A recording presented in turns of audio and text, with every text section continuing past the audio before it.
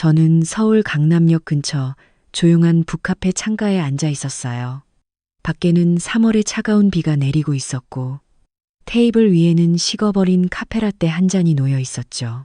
하지만 저는 그 커피를 한 모금도 마시지 못했어요. 1시간 전 회사 회의실에서 있었던 일이 계속 머릿속을 맴돌았거든요. 아버지께서 저와 두 오빠 그리고 두 언니를 모두 부르셨어요. 진성건설 본사 20층 회의실이었어요. 창밖으로는 한강이 보이고 저 멀리 남산타워도 보였죠. 아버지께서 만드신 이 회사에서 저는 12년 동안 격리팀장으로 일했어요. 진성건설은 아버지께서 30년 전에 작은 인테리어 업체로 시작하셨어요. 이제는 연매출 500억 원대 중견기업이 되었죠. 저는 서울대 경영학과를 졸업하고 회계법인에서 3년 일하다가 아버지의 부탁으로 진성건설에 들어왔어요. 그때가 제 나이 26이었어요. 벌써 12년이 흘렀네요. 그날 아버지는 평소와 달리 정장에 넥타이까지 메고 계셨어요. 65살이신데도 허리를 꼿꼿이 세우고 계셨지만 얼굴에는 피곤함이 역력했어요. 아버지 오른쪽에는 첫째 오빠 민준이가, 왼쪽에는 둘째 오빠 지훈이가 앉아 있었어요. 큰언니와 작은언니도 나란히 자리를 잡았죠. 저는 제일 끝자리에 앉았어요. 늘 그래왔듯이요. 자, 다들 모였구나. 아버지께서 천천히 입을 여셨어요. 오늘 너희들을 부른 건 다른 게 아니고 내가 이제 나이도 있고 건강도 예전 같지 않아서 회사 지분을 정리하려고 해. 너희들한테 물려줄 때가 된 것 같아서. 순간 제 심장이 쿵하고 내려앉는 것 같았어요. 진성건설은 단순한 회사가 아니었어요. 아버지의 땀과 인생이 담긴 곳이었고 저도 12년 동안 밤낮 없이 일하며 지켜온 곳이었으니까요. 민준아, 넌 장남이고 경영학 석사도 했으니까 회사 경영권을 맡아라. 지분 40%를 주마. 첫째 오빠가 고개를 끄덕였어요. 오빠는 미국에서 MBA를 마치고 5년 전부터 진성건설 이사로 일하고 있었어요. 지훈아, 넌 건축을 전공했으니까 현장 총괄을 맡아라. 내 몫도 지분 40%다. 둘째 오빠도 만족스러운 표정으로 네, 아버지하고 대답했어요. 오빠는 건축학과를 나와서 현장 관리를 담당하고 있었죠. 나머지 20%는 당분간 내가 갖고 있다가 나중에 생각해보마. 저는 가만히 앉아서 아버지 말씀을 듣고 있었어요. 제 이름은 한 번도 나오지 않았어요. 12년 동안 회사 재무를 관리하고 대출 받고 세금 처리하고 자금 조달했지만 제 몫은 없었죠. 수아야, 아버지께서 저를 보셨어요. 너는 딸이니까 나중에 시집 가면 남편 회사 일도 도와야 하잖니? 진성건설 지분을 줘봤자 남편한테 넘어가는 거 아니겠니? 저는 숨이 막혔어요. 저는 38이었어요. 결혼도 못했어요. 회사 일하느라 제 인생을 돌볼 시간이 없었거든요. 그래도 아버지가 너 생각 안 하는 거 아니야. 너 회계 쪽 전문가잖아? 우리 회사 장부 시스템이랑 세무 노하우. 그거는 너한테 다 가르쳐 줄게. 나중에 네가 필요할 때 쓸 수 있게. 나중에요. 그래, 나중에. 지금은 네가 아직 젊고 결혼도 안 했으니까. 나중에 네 남편이 사업하면 도움 되잖아. 그 노하우만 있으면 어디 가서든 일할 수 있으니까. 큰언니가 제 얼굴을 힐끗 보시더니 말씀하셨어요. 수아 씨, 그래도 아버님이 노하우를 주신다잖아요. 우리는 지분은 받아도 회계는 모르는걸요. 오히려 더 좋은 거 아니에요. 맞는 말이었어요. 진성건설의 진짜 비밀은 재무관리에 있었으니까요. 저는 12년 동안 회사 자금을 굴리고 은행 대출 조건 협상하고 세금 최적화하는 모든 걸 해왔어요. 하지만 나중에라는 말이 마음에 걸렸어요. 나중이 언제인데요? 네, 아버지, 감사합니다. 저는 그렇게 대답했어요. 화를 내거나 따지지 않았어요. 아버지 뜻이 그러시다면 따라야 한다고 생각했거든요. 저는 딸이니까요. 회의가 끝나고 모두 각자 자리로 돌아갔어요. 첫째 오빠는 이사실로, 둘째 오빠는 현장 사무실로, 저는 격리팀으로 돌아왔어요. 제 자리는 여전히 그곳이었으니까요. 장부 정리, 세금 신고, 자금 관리. 12년째 하던 일이었죠. 그날 저녁 집에 돌아와서 거울을 봤어요. 38살 제 얼굴이 비쳤어요. 언제부터인가 눈가에 주름이 생겼고 다크서클도 짙어졌어요. 머리카락 사이사이 흰머리도 보였고요. 저는 결혼도 못했어요. 회사 일하느라 제 인생을 돌볼 시간이 없었거든요. 소개팅을 몇 번 나가봤지만 항상 회사 일 때문에 연락이 뜸해지고 끝이 났어요. 그때 핸드폰이 울렸어요. 대학 동기 은지였어요. 수아야, 오랜만이다. 너 요즘 어때? 응, 잘 지내. 넌? 나 다음 주에 홍콩 지사장으로 발령났어. 승진이야. 서울 오면 밥 한번 먹자. 와, 축하해. 그래, 연락해. 전화를 끊고 나니 문득 생각이 들었어요. 은지는 자기 커리어를 쌓고 있는데 저는 뭘 하고 있는 걸까? 12년 동안 진성건설을 위해 일했는데 결국 제 몫은 나중이에요. 그 후로 4개월이 흘렀어요. 그동안 첫째 오빠는 회사 구조조정을 시작했고 둘째 오빠는 새 프로젝트를 따내느라 바빴어요. 저는 여전히 격리팀에서 똑같은 일을 하고 있었죠. 그런데 어느 날 회사에 위기가 왔어요. 진행 중이던 대형 건설 프로젝트에 문제가 생긴 거예요. 하도급 업체가 부도가 나면서 공사가 중단됐고 발주처에서 계약 위반으로 손해배상을 청구했어요. 금액이 80억 원이었어요. 저는 밤낮 없이 일했어요.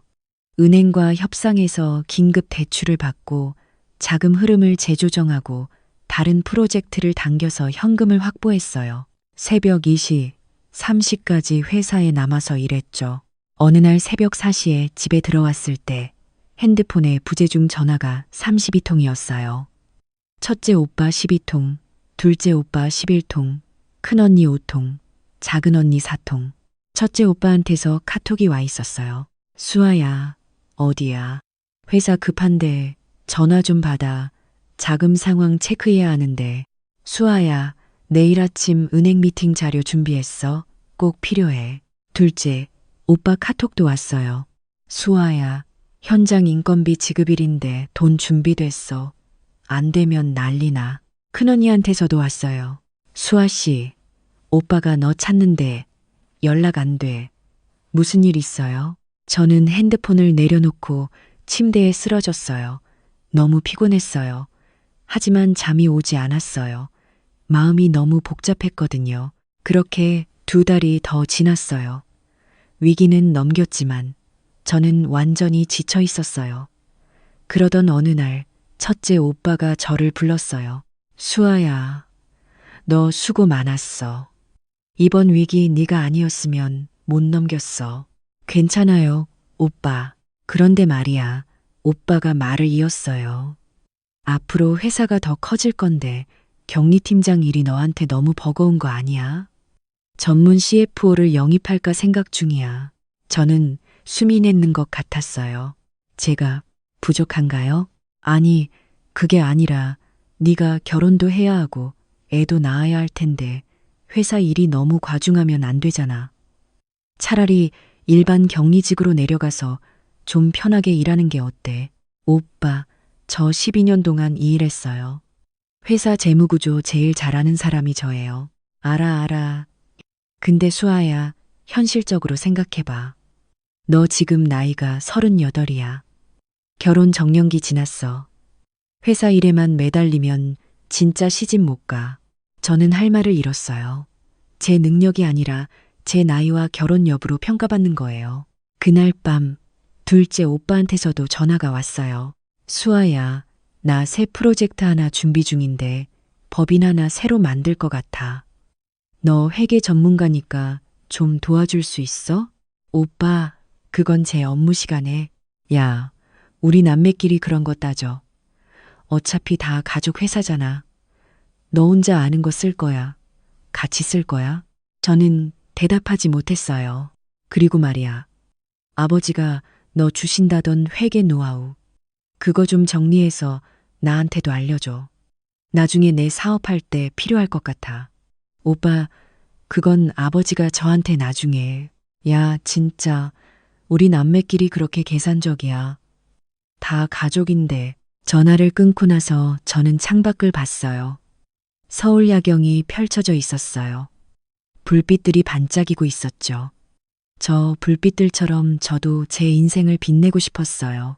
하지만 지금 저는 12년 동안 일해도 지분은 하나도 없고 일만 더 시키고 결혼 못한다고 걱정하는 사람이었어요. 그때 문득 깨달았어요. 나중에는 오지 않을 거라는 걸요. 아버지는 제게 노하우를 주실 생각이 없으셨어요. 그냥 저를 붙잡아 두기 위한 말이었던 거죠. 오빠들이 지분을 받고 저는 계속 일만 하고 그게 제 역할이라고 생각하신 거예요. 다음 날 아침, 저는 결심했어요. 출근해서 오빠들을 회의실로 불렀어요. 오빠들, 할 말이 있어요. 뭔데? 바쁜데. 저, 진성건설 그만둘게요. 순간 두 오빠의 얼굴이 굳어졌어요. 뭐? 갑자기 무슨 소리야? 갑자기가 아니에요. 12년 동안 일했는데 제 지분은 0이잖아요. 나중에 준다던 노하우도 결국은 제거 아니라 가족 전체가 쓸 거라고 하시고. 야, 우리 남매끼리 그런 거 따지냐? 첫째 오빠가 언성을 높였어요. 따져야죠. 첫째 오빠는 40% 받았고 둘째 오빠도 40% 받았어요. 저는요. 12년 일해도 0이에요. 그런데 일은 제가 제일 많이 해야 하고 결혼 못한다고 걱정받고 이게 공평한가요? 너 지금 회사가 위기인 거 알면서 이런 소리 하는 거야? 둘째, 오빠도 화를 냈어요. 회사 위기는 제가 넘겼잖아요. 2달 동안 밤새워서 자금 조달하고 은행 협상한 사람 저예요. 그런데 오빠들은요. 한 번이라도 밤새워서 일하셨어요? 우리는 경영하고 현장 관리해야 해서 저도 재무 관리했어요. 오빠들보다 더 오랜 시간 일했어요. 그런데 왜 저만 지분이 없어요? 왜 제 커리어는 없는 거예요? 저는 처음으로 제 목소리를 냈어요. 12년 동안 참았던 말들이 쏟아져 나왔어요. 오빠들, 저도 제 인생 살고 싶어요. 이제 38이에요. 결혼도 못하고 친구들은 다 커리어 쌓는데 저만 제자리고 제 미래도 다 포기하고 진성건설만 지켰어요. 근데 결국 제 몫은 나중에였어요. 그 나중에는 오지 않을 거예요. 아니, 오빠들이 오지 않게 할 거예요. 너 지금 우리 보고 나쁜 놈들이라는 거야? 아니에요. 오빠들은 오빠 몫을 받은 거예요. 당연한 거죠. 저도 제 몫을 찾고 싶은 것 뿐이에요. 그게 진성건설이 아니라면 저 스스로 만들어야죠. 만들어. 너 뭐 할 건데? 회계 노하우도 아직 안 받았잖아. 첫째 오빠가 비웃듯이 말했어요. 저는 잠시 침묵했다가 말했어요. 오빠, 저 이미 다 알아요. 12년 동안 매일 장부 관리하고 자금 조달하고 세무 처리했어요. 저 그냥 시키는 대로만 한 게 아니에요. 은행 담당자들 연락처도 다 있고 회사 재무 구조도 다 알고 세금 최적화 방법도 다 알아요. 저 다 알아요. 두 오빠의 얼굴이 창백해졌어요. 그래서 너 설마 경쟁사 가려고? 아직 모르겠어요. 하지만 한 가지는 확실해요. 저 더 이상 여기 없을 거예요. 그리고 새 CFO 영입하시든 격리팀 재편하시든 그건 오빠들이 알아서 하세요. 저는 제 인생 살 거예요. 저는 책상 서랍에서 명함과 사원증을 꺼내서 회의 테이블 위에 놓았어요. 12년 동안 가지고 다녔던 것들이었죠. 2주 후면 완전히 정리하고 나갈게요. 그동안 인수인계 철저히 할게요. 회사에 피해 안 가게. 저는 회의실을 나왔어요. 뒤에서 오빠들이 뭐라고 소리치는 게 들렸지만 돌아보지 않았어요. 그날 저녁 아버지께 전화가 왔어요. 수아야, 무슨 일이야? 오빠들한테 들었어. 아버지, 저 회사 그만둘게요. 갑자기 왜? 12년이나 일했는데, 12년 일했는데 제 지분은 0이잖아요. 나중에 준다던 노하우도 결국은 저만에게 아니었고요. 수아야, 그게 아니라 너는 딸이고 딸이면 안 돼요. 아버지, 저 12년 동안 누구보다 열심히 일했어요. 이번 위기도 제가 넘겼어요. 회사 재무구조 제일 잘하는 사람이 저예요. 근데 딸이라서 안 된다는 게 말이 돼요? 아버지는 할 말이 없으셨어요. 아버지, 저도 제 인생 살고 싶어요. 38이에요. 이제는 제 커리어를 쌓고 싶어요. 며칠 후 핸드폰이 또 미친 듯이 울렸어요. 하루 동안 43통이었어요. 수아야, 네가 없으니까 회사 돌아가질 않아. 제발 다시 생각해봐. 수아야, 아버지가 너 보고 싶대. 어서 와서 얘기 좀 하자. 수아야, 우리가 잘못 생각했어. 지분 얘기 다시 할 수 있어. 수아야, 네가 나가면 회사는 누가 관리해? 네가 그렇게 냉정한 사람이었어? 저는 전화를 받지 않았어요. 대신 단체 문자 하나를 보냈어요. 저도 제 인생이 있어요. 12년 동안 회사를 위해 살았어요. 이제는 저를 위해 살고 싶어요. 새로운 CFO 구하시면 될 거예요. 인수인계는 철저히 하겠습니다.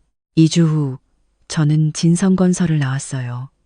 12년 동안의 제 청춘이 그곳에 있었지만 이제 끝이었어요. 그로부터 8개월이 흘렀어요. 저는 강남에 작은 회계 컨설팅 사무소를 차렸어요. 이름은 수아 재무 컨설팅. 진성건설에서 배운 모든 것을 제 방식대로 재해석했어요. 중소기업들을 대상으로 재무관리, 자금 조달, 세무 최적화 컨설팅을 시작했죠. 처음에는 고객이 많지 않았어요. 하지만 입소문이 나기 시작했어요. 진성건설 재무팀장 출신, 실무 경험 12년, 위기관리 전문가, 한 달, 두 달, 세 달, 고객이 점점 늘어났어요. 대기업에서도 컨설팅 의뢰가 들어왔어요. 어느 날은 건설사 세 곳에서 동시에 연락이 왔어요. 진성건설의 경쟁사들이었죠. 그러던 어느 날 사무실 문을 여는데 익숙한 얼굴이 보였어요. 아버지였어요. 옆에는 첫째 오빠가 있었어요. 수아야. 아버지께서 저를 보시며 말씀하셨어요. 아버지가 잘못했다. 너한테 미안하구나. 저는 아무 말도 하지 못했어요. 눈물이 날 것 같았지만 참았어요. 네가 잘하고 있다더구나. 소문 다 들었어. 아버지보다 더 잘하는구나. 아버지, 너한테 줄 게 없어서 미안하다. 아버지가 딸이라고 무시한 것 같아서. 저는 고개를 저었어요. 아버지, 이제 괜찮아요. 저 제 걸 찾았어요. 수아야, 아버지가 이제라도 너한테 지분 20% 주려고 하는데 필요 없어요. 아버지. 저는 단호하게 말했어요. 저 이제 제 회사 있어요. 제 손으로 만든 거예요. 아버지가 주신 것보다 더 소중해요. 왜냐면 이건 제 거니까요. 아버지는 복잡한 표정으로 저를 보셨어요. 그래, 네가 그렇게 강한 줄 몰랐구나. 저 원래 강했어요, 아버지. 12년 동안 진성건설 재무 지킬 수 있었던 건 제가 강했기 때문이에요. 이제 그 강함을 제 인생을 위해 쓰는 거예요. 첫째 오빠가 입을 열었어요. 수아야, 미안해. 형이 너무 당연하게만 생각했어. 네가 계속 있을 줄 알았어. 오빠도 오빠 인생 사세요. 전 제 인생 살 거고요. 그날 아버지와 첫째 오빠는 제 사무실을 둘러보고 가셨어요. 아버지는 제 명함을 받아 드시고는 한참 동안 보셨어요. 그로부터 1년이 더 흘렀어요. 수아 재무 컨설팅은 서울에서 손꼽히는 중소기업 전문 컨설팅 펌이 되었어요. 직원도 5명으로 늘었고 매출도 안정적이었어요. 경제 방송에도 출연했고 재무 관리책도 출간했죠. 진성건설은 여전히 운영되고 있어요.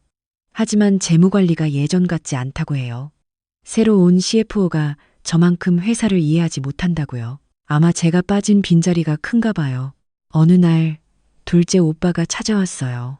수아야, 새 프로젝트 완전히 망했어. 재무 계획을 잘못 세워서 자금이 꼬였어. 그래요? 너 진짜 대단하다. 12년 동안 회사 재무 지킨 게 너였구나. 네가 없으니까 회사가 흔들려. 저는 쓴웃음을 지었어요.